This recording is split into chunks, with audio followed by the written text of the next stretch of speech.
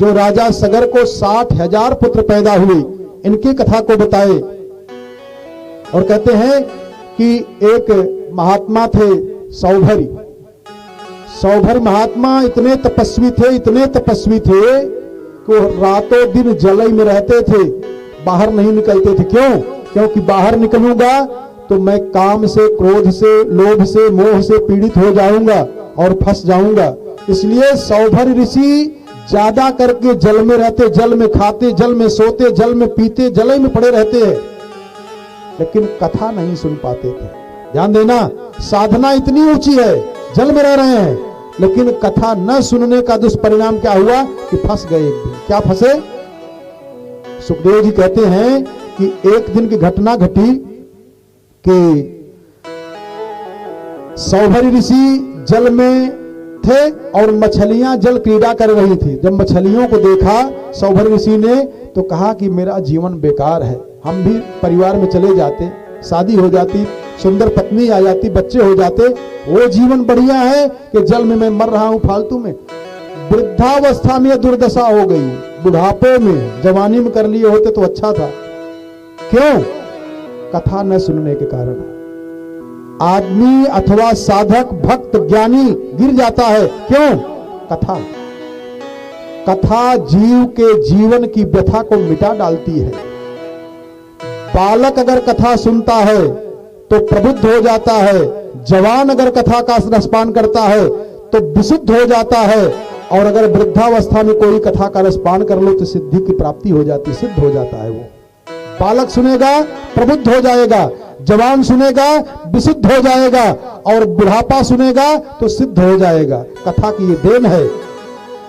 सौभरी ऋषि इतने बड़े तपस्वी जल में रह रहे हैं और रातों दिन जल में रह रहे हैं, लेकिन मछलियों को देख करके काम इनके अंदर प्रवेश कर गया और राजा मानधाता के यहाँ चले गए। राजा मानधाता को 50 लड़कियां थी और राजा मानधाता के सामने भिखारी होकर खड़े हो गए सौभरी महात्मा। देखो, तो साधु मांगता हो वो जान लेना कि सही साधु नहीं है। साधु महाराजा है, वो मांगेगा। दूसरी बात, जो भक्त होता है वो भी नहीं मांगेगा। क्यों? क्योंकि भगवान की निंदा हो जाएगी ना। भगवान का जो भक्त है, जैसे कोई राजा का बेटा किसी होटल में जाके कह दे कि हमको प्लेट धोना है, नौकरी पे रख लो, उसकी क्या बदनामी होगी? बदनामी तो उस राजा की हो जाएगी कि राजा का लड़का प्लेट धो रहा है। ओ सौभरी महात्मा, जिनके सामने राजा साष्टांग चरणों में लेट करके प्रणाम किया करते थे, लेकिन जब मछलियों की जल क्रीड़ा देखे तो राजा मानधाता के पास जाकर के खड़े हो गए, याचक बन करके। राजा मानधाता ने कहा, बताइए महाराज आपको क्या चाहिए? कहा, अपनी एकाक लड़की का विवाह हमारे साथ में कर दीजिए। राजा सोचे कि इनकी तो मति मर ही गई है, अब हम क्या करें? मरने का समय आ गया इनको, गंगा जी किनारे जाना चाहिए। अब कह रहे हैं कि एक लड़की की शादी कर दीजिए।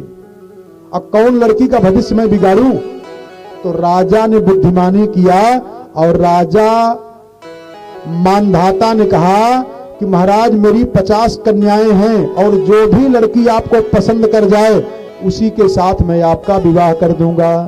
तो तपस्या में ये ताकत है जो उस दिन हमने बताया, प्रमाण देख लो। सौभरी जान गए कि हम सुंदर नहीं है, हमारी वृद्धावस्था है, कोई लड़की हमको पसंद नहीं करेगी, इसलिए करें जो लड़की पसंद करे उसी के साथ विवाह कर दूंगा। तो सौभरी जी ने अपनी तपस्या को दांव पर लगाया। गोस्वामी जी ने भी इशारा किया, कहा सोई सुंदर है। सुंदरता का मूल मंत्र क्या है? भगवान का भजन। कहा सोई सुंदर है, अरे सोई सुभग शरीरा। पीछे करा देंगे। कहा भगवान का जो भजन करता है वो अपने आप सुंदर हो जाता है। तब जब ऐसा किए तो संकल्प लेकर के सौभरी ऋषि इतने सुंदर हो गए कि जब गए उस सभा में जहां 50 लड़कियां हैं तो 50 की 50 लड़कियां देख करके सौभरी ऋषि को मोहित हो गई। कहा हमारा विवाह कर दीजिए, कहीं हमारा विवाह कर दीजिए। अब 50 विवाह कर लिए, अभी 1 विवाह नहीं किए थे, अब 50 विवाह कर लिए। और 50 विवाह जब किए तो दुर्दशा ऐसी हो गई कि पूजा पाठ, संध्या बंदन, तर्पण, मार्जन, जप तप, पुरस्चरण, सूर्यार्घ, विनियोग, अर्घ सब भूल गए। अब नून तेल लकड़ी पे मन लगा हुआ है। 50 पत्नी हो गई। भगवान ने कृपा किया, एक दिन संध्या का समय था, कुछ महात्मा बैठ करके जप कर रहे थे। जब जप करते हुए देखा महात्माओं को तो तुरंत ही उनको याद आ गया। और क्या याद आया? सौभर ऋषि को कहा, अहो इमम, अहो आश्चर्य है, कहा अहो इमं पश्यत में विनाशम। पीछे लेके बैठ जाओ, पीछे चले जाओ आप। कहा अहो इमं पश्यत में विनाशम तपस्विनः सच्चरित व्रतस्य और अंतर्जले वारिचर प्रसंगात् प्रत्यावितम ब्रह्मचिरम धृतम यत्। कहा कि मैं इतना तपस्वी था, ब्रह्म का चिंतन करता था, भजन करता था, लेकिन मैं प्रमाद के चक्कर में आकर कैसा डूब गया। अहो इमं पश्यत मैं विनाशम, मैं अपना विनाश अपनी आंख से देख रहा हूं, फिर भी नहीं सुधर पा रहा हूं। इनको ज्ञान हो गया, फिर भजन में लग गए। इनकी कथा को बताए, इसके बाद त्रिशंकु की कथा बताए, राजा हरिश्चंद्र की कथा बताए, जिन राजा ने सत्य का पालन किया है। इतना सत्यवादी राजा हरिश्चंद्र हुए कि दुनिया के लोग राजगद्दी के लिए रोते हैं, लेकिन राजगद्दी चक्रवर्ती सम्राट सत्यवादी राजा हरिश्चंद्र के लिए रोई है। आप लोग प्रसंग जानते होंगे, देवी भागवत में विस्तार से है, वाल्मीकि रामायण में विस्तार से है, भागवत जी पे थोड़ा सूत्र रूप से बताया गया है।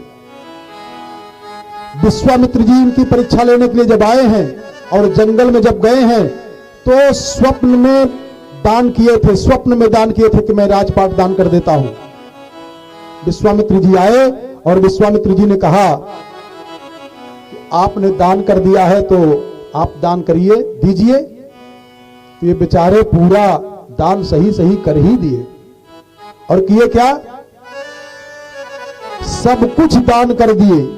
तो दान का एक संहिता होता है, सांगता, वो सांगता को भी देना चाहिए। और जब पूरा राजपाट दान कर दिए राजा हरिश्चंद्र, अब क्या रह गया? तो काफी सोना रह गया, सांगता में कब दोगे? विश्वामित्र जी परीक्षा ले रहे हैं कि ताकि ये सत्यवादी न रह जाएं। लेकिन धन्य है भारत के राजा हरिश्चंद्र, पूरा अवध दान कर दिए। अब वहां से आए काशी में बिकने के लिए कि मैं स्वयं को बिक करके सांगता दूंगा, आपको झूठा नहीं होने दूंगा। और उनकी पत्नी का नाम है महारानी माधवी, महारानी सैब्या। जानते हो, रोहित उनका छोटा सा बेटा है। रोहित जब पादत्राण किया, मना चरण पादुका पहना सोने का, तो विश्वामित्र जी ने उसको उतरवा दिया। कहा नहीं नहीं, ये तो मेरा शासन है, मेरा राज्य हो गया है ना अब। और जब वहां से गए हैं काशी जी में, तो काशी किसी देश की राजधानी नहीं है, वो बाबा विश्वनाथ की नगरी है। काशी कोई राजा काशी के ऊपर नहीं शासन कर सकता है, इसलिए काशी में बिकने गए थे। और दुनिया में जितने देश हैं सब पर तो शासन था राजा हरिश्चंद्र का, लेकिन काशी बाबा विश्वनाथ की नगरी है। तो अयोध्या से गए काशी जी में पैदल, बिना कुछ खाए बिना कुछ पिए। विश्वामित्र जी ने कहा कभी मेरा राज्य है, यहां आप पानी पियोगे तब भी आपको दोष लगेगा। अब कल्लू डोम के यहां बिके, आप लोग जानते होंगे, कल्लू डोम के यहां जाकर के राजा हरिश्चंद्र बिके, चांडाल बने। तब पर भी पूरा नहीं हो रहा था सांगता। तब राजा हरिश्चंद्र ने कहा कि मैं अपनी पत्नी को बेच रहा हूं, चौराहा पर खड़ा होकर के। तो कोई काशीवासी कहा कि आप हैं कौन? तो राजा ने कहा कि मैं चांडाल हूं, मैं नीच हूं, मैं दुष्ट हूं, कोई अपनी पत्नी बेचता है? और महारानी सैब्या ने कहा था कि महाराज, भगवान ने हमको आपके लिए बनाया है, आप सत्यवादी बने रहें, हमको बेच दो, मेरे पुत्र रोहित को बेच दो, लेकिन आपकी सत्यवादिता न जाने पावे। अब जब ये बात सुना अपनी पत्नी के मुख से, तो राजा हरिश्चंद्र मूर्छित होकर के चौराहा पर गिर पड़े। कहा मैं चांडाल हूं, मैं राक्षस हूं। मूर्छित रहे, बेहोश रहे कुछ देर तक।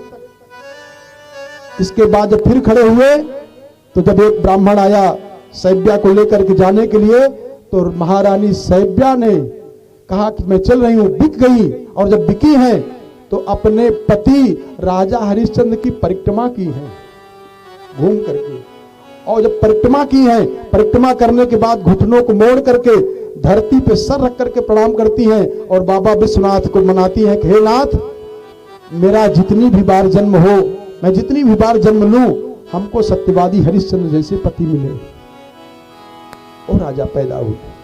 इन्हीं की परम पावन वंशावली में महाराज सगर का जन्म हुआ है, राजा सगर, जिनको 60,000 पुत्र थे।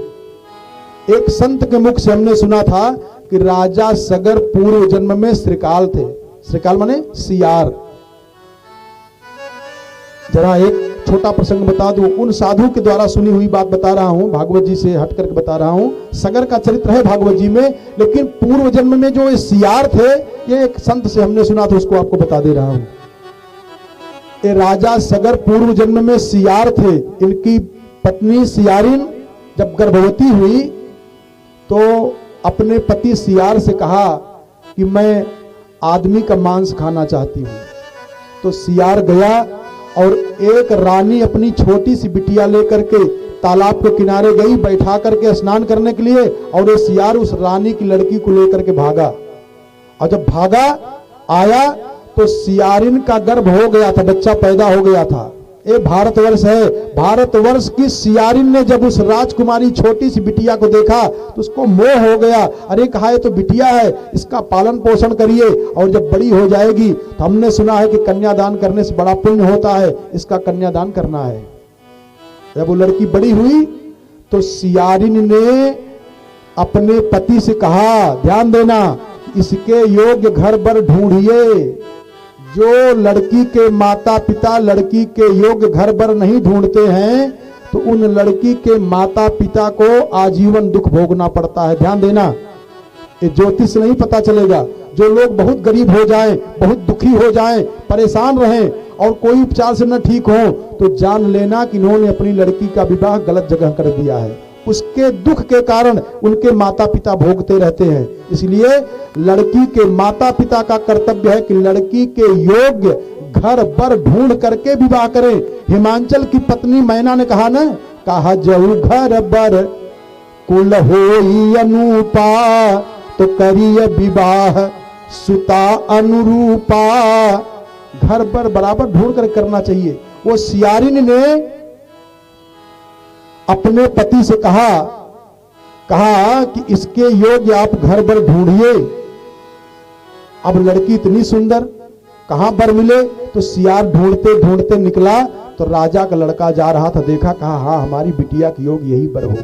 उसके पीछे पीछे गया तो राजा का लड़का, राजा के पास सियार ने जाकर के कहा, महाराज एक निवेदन है। राजा ने कहा क्या? कहा मैं अपनी लड़की का विवाह आपके लड़के के साथ करना चाहता हूं। तो राजा ने गुस्सा किया, कहा तुम सियार हो और हमारे लड़के के साथ विवाह करोगे? कहा करूंगा तो महाराज आपके लड़के के साथ ही। तो कहा नहीं करूंगा। तो सियार ने कहा या तो हमको मरवा दीजिए, मैं मर जाऊं, और नहीं तो मैं आपके लड़के को मार दूंगा। विवाह करूंगा तो अपनी बिटिया का विवाह तुम्हारे लड़के के साथ ही में करूंगा। तो राजा होता है। राजा गदगद हो गया, कहा जाओ तैयारी करो, और अपने मुनीम को बुलाया, कहा जितना धन कहे इनको